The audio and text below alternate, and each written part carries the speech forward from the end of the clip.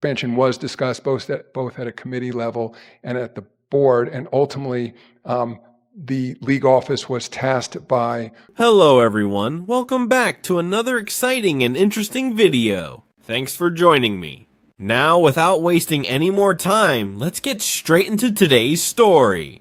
Professional basketball has taken a dramatic turn in a way that almost no one expected, and it all centers around one name that has dominated conversations for months. Caitlin Clark. While fans and analysts focused on stats and shooting percentages, one of the most powerful figures in the sport was quietly working behind the scenes on a much bigger plan. Adam Silver has now stepped in, and his latest decision involving Caitlin Clark has sent shockwaves through front offices across the league. For years, the WNBA followed a slow and cautious path, but Silver reportedly decided it was time to view the league as a major part of the NBA's future, instead of treating it like a side project. This move goes far beyond marketing campaigns or jersey sales. It represents a major shift in how the league is managed, and not everyone is happy about it.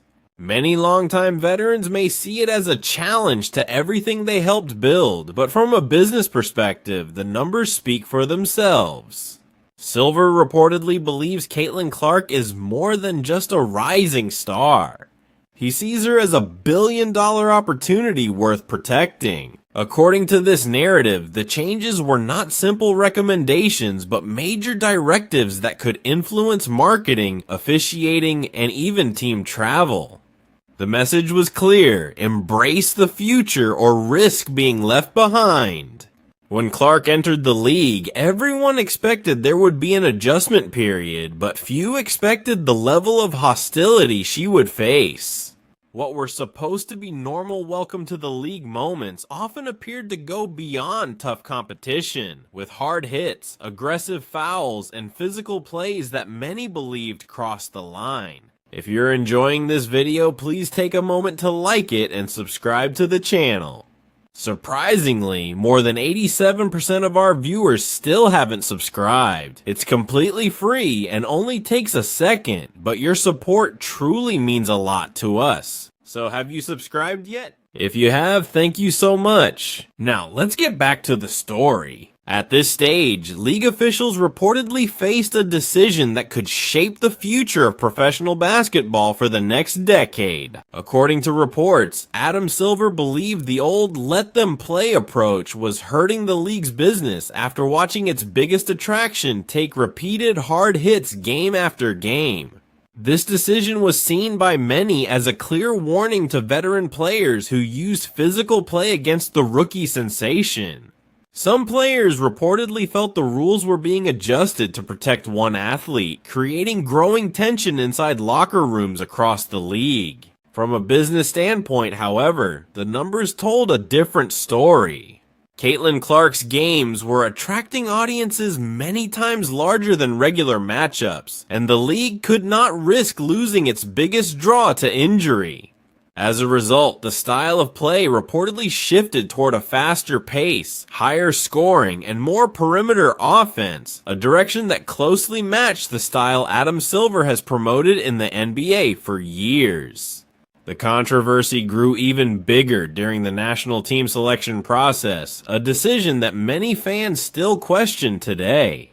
While it first appeared to be a normal basketball decision based on experience, some insiders claimed there was a more calculated reason behind leaving Clark off the roster. Reports suggested league officials wanted her to stay in the United States to better manage her workload and keep full attention on the WNBA season. The idea was that limiting extra commitments would reduce fatigue and ensure she remained healthy during the league's most valuable stretch of games. According to this narrative, the strategy placed the league's financial goals ahead of expanding her international profile. The decision surprised many around the sport because it suggested league leaders were focused less on letting her career develop naturally, and more on maximizing the value of their new multi-billion-dollar television deal. Fans quickly reacted with disappointment, feeling they had been misled. From a business perspective, however, the strategy appeared to work as a refreshed and energized Caitlin Clark returned to the court and continued setting new television audience records. Around the same time, the reported $2.2 billion media rights agreement significantly changed the balance of power between the NBA and the WNBA. For years, the WNBA had been viewed as a league that often relied on financial support. But when interest surrounding Clark reached its peak, reports claimed Adam Silver used the league's soaring viewership to strengthen negotiations with major broadcasters. According to this narrative, that move shifted much of the WNBA's leadership into a secondary role while the NBA took greater control of the league's future direction. The changes included higher quality broadcasts, more nationally televised games, and a stronger push to present the WNBA as a major professional sports league rather than a niche product. With the NBA now closely involved, every technical foul, controversial social media post, and locker room dispute began receiving the same level of attention as stories involving the NBA's biggest stars. The message was clear: the WNBA had become an important business asset and everyone would be expected to meet a higher professional standard. Another major change came with the league's decision to expand charter flights. For years, WNBA players dealt with crowded commercial flights, long security lines, and frequent travel delays. Reports say that after growing security concerns surrounding Clark's popularity and increasing crowds, league leadership approved a major investment in private travel. Teams were expected to upgrade their operations almost immediately, even though some smaller market franchises struggled with the added costs. Beyond improving comfort and safety, the move symbolized a larger goal. League leaders wanted to show that the WNBA should no longer be viewed as a second-tier league and were willing to invest heavily in creating the image of a premier global sports brand, even before all of that investment could be fully recovered. According to this narrative, the strategy of spending heavily now to generate bigger returns later has long been associated with Adam Silver. But applying that approach to the WNBA represents a major shift from how women's professional basketball has traditionally operated. One of the biggest points of debate is the league's aggressive expansion plan. Rather than slowing growth, league leadership is pushing forward with new teams in cities such as Portland, Toronto, and Golden State. While this creates new opportunities, many believe it could spread talent too thin and force existing teams to lose valuable players through expansion drafts. Changing the league's competitive balance, reports suggest the rapid expansion is closely tied to the surge in popularity surrounding Caitlin Clark, with the goal of adding more games, reaching new markets, and selling more merchandise, while interest remains at an all-time high. Many players are also wondering how the next collective bargaining agreement will keep pace with the league's fast-changing business model. At the same time, the league's marketing strategy has reportedly shifted toward highlighting rivalries instead of avoiding them. Matchups involving Caitlin Clark and other rising stars, including Angel Reese, have become major promotional storylines designed to drive television ratings, ticket sales, and social media engagement. Some players reportedly feel these narratives unfairly cast them as villains to build up the league's newest superstar, creating tension behind the scenes. Even so, the increased attention has produced record levels of fan interest and engagement that would have been difficult to imagine just a few years ago. As the latest decisions continue to reshape the league, one message appears to stand above the rest. The WNBA is no longer being treated as a long-term development project, but as a major professional sports business expected to compete at the highest level. According to this perspective, Adam Silver's influence has accelerated the league's evolution in a remarkably short time.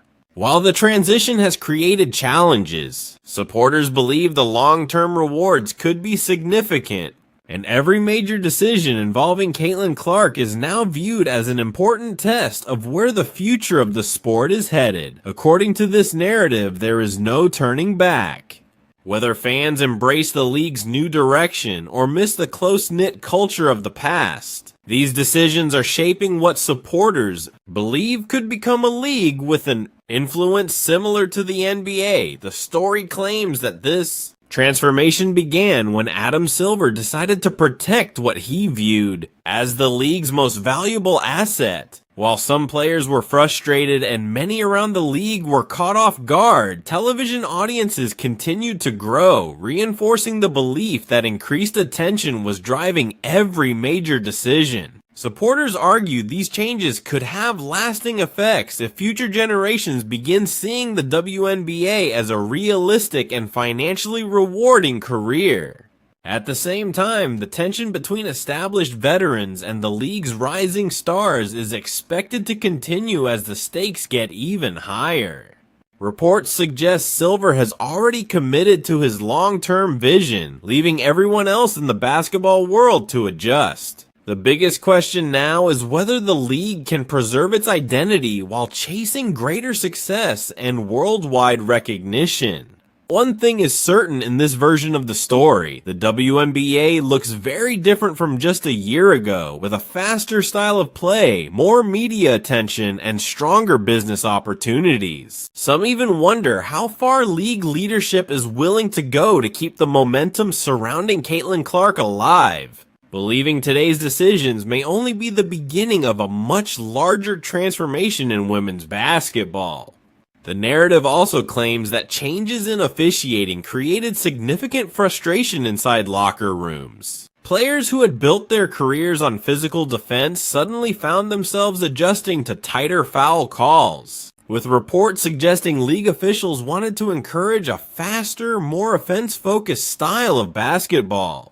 Coaches who relied on aggressive defensive systems reportedly had to rethink years of strategy in a matter of weeks, making the speed of these changes just as surprising as the rule enforcement itself. According to this narrative, officials who embraced the league's faster, more offense-focused style were assigned to high-profile games, while those who called games differently faced greater scrutiny. That reportedly created uncertainty among players, with some believing they had to be extra careful whenever defending Caitlin Clark to avoid controversy.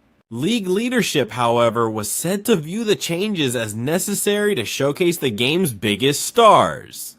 The idea was that fans wanted to see deep three-pointers, fast breaks, and exciting highlights instead of constant physical battles.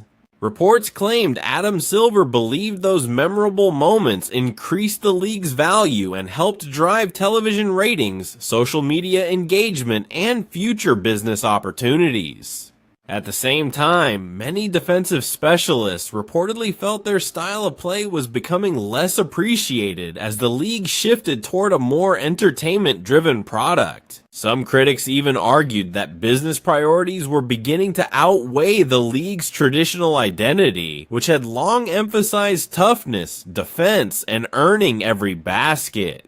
Others disagreed, pointing out that newer fans were more interested in exciting games and unforgettable moments than preserving old traditions.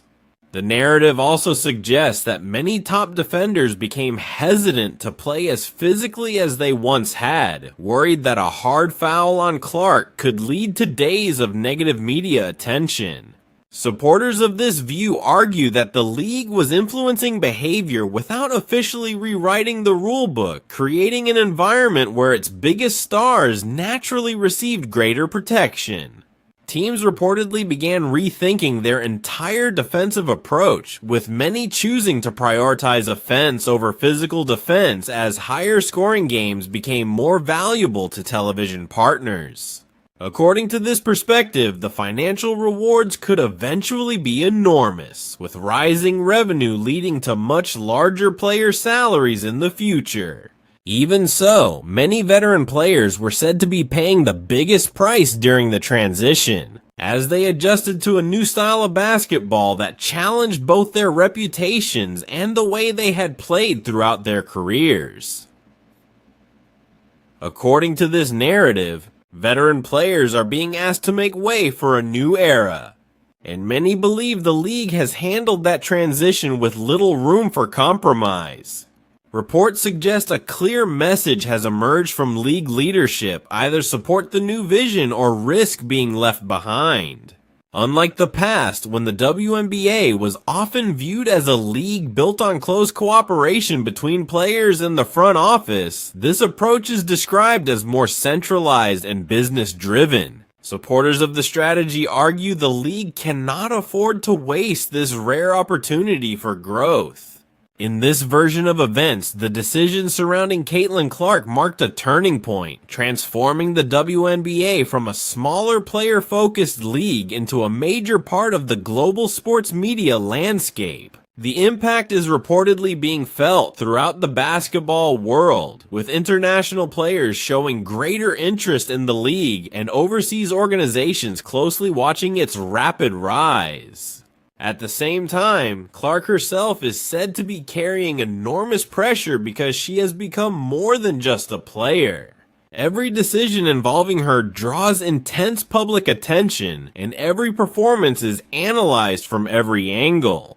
Even with that scrutiny, reports claim Adam Silver has remained committed to his long-term vision, believing history will judge this period by the league's growth rather than by the criticism surrounding its changes. The narrative argues that professional sports are ultimately driven by business, and that the WNBA is now operating with the mindset of a major sports company for the first time in its history.